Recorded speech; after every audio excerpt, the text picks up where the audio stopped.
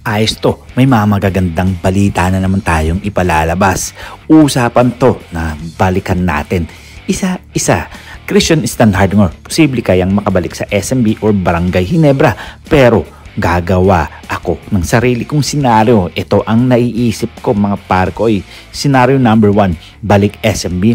Bakit? Kasi kulang na sila ngayon sa malupit na big man na versatile. Si Junmar Fajardo medyo limitado na minutes dahil sa injuries at edad. Kung babalik si Sistan, siya na ang magiging focal point sa ilalim o lalo na kung aalis si Mutaw Tua o magkakaroon ng injury si Pronjal. Posibleng offer 2 to 3 years contract, mataas na max deal, siguro nasa 500k to 600k per month plus incentive, championship, bonuses, etc. Tapos gagawin siyang primary big man with Junmar transitioning into mentor role. Well, magandang balita nga ito sa SMB mga parkoy.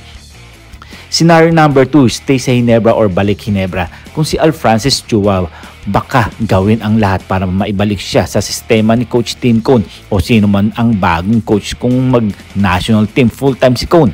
Swak si Sistan, especially kung wala na si Japet Aguilar, so need nila ng workhorse sa ilalim. Offer, max din plus endorsement deals via San Miguel Corporation Brands. Alam mo na yan, hindi lang sweldo sa team ang usapan, pati endorsement, dala ng exposure sa Ginebra Nation. Pero ito ang sariling idea ko.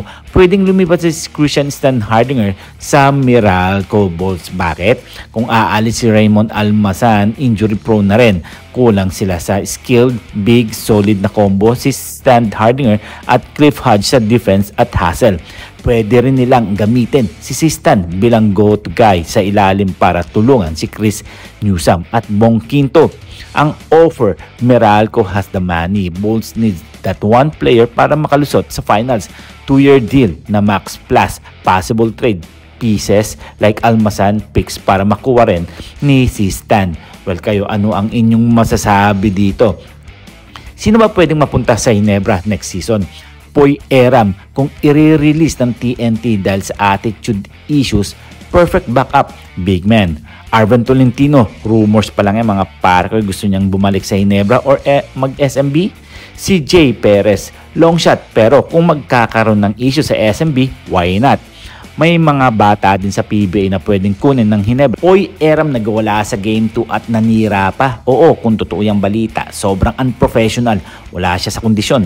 Simula nung Game 1, tapos sa Game 2, parang frustrated na siya. Narinig ko pa raw na sinisisi niya ang teammates, coaching staff, pati management ng TNT. Nanira pa. Kung may sinira man siyang gamit o sumagot sa management, baka i-evaluate na siya ng TNT. Hindi malabong i-trade o i-release yan kung hindi na manageable ang attitude. Take ko emotionally unstable na si Poy Eram sa sitwasyon ngayon. Siguro dahil sa injuries at kaunting playing time kaya nauuwi sa frustration. Pero kung matino ang Ginebra, baka kunin pa rin siya kung makakalma at magiging useful kung off the bench na siya. Ikaw, ano ang inyong magiging komento dito? Well, magandang game 3 to kung ano nga ba talaga ang mangyayari dito sa Barangay Ginebra at TNT Katropa. Well, meron pa nga lumalabas na balita na pagandahan na nga lang daw ng depensa o pagalingan na lang pagdating sa fourth quarter kung sino mananaig at kung sino mananalo sa game 3 dahil posibleng matindi na ang labanan neto pagdating sa katapusan.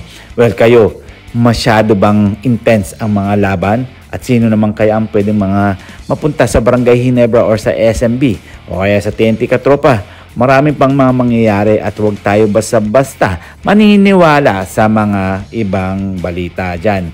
Alam naman natin na pwedeng mangyari yan at pwedeng hindi rin dahil nga sa mga nangyayari ngayong season na to. Dahil maraming mga team nga ang mga nagpapalakas. Well, marami na ang magsasabi niya na baka magkampin daw ang TNT Katropa. Well, hintayin lang tayo mga parkoy. Hanggang dito na lang tayo. Huwag natin kakalimutan na mag-subscribe, mag-comment, like, and share. And please click the bell para ma-receive ninyo lahat ng aking notification. So, see you for my next video. See you for my next vlog. God bless.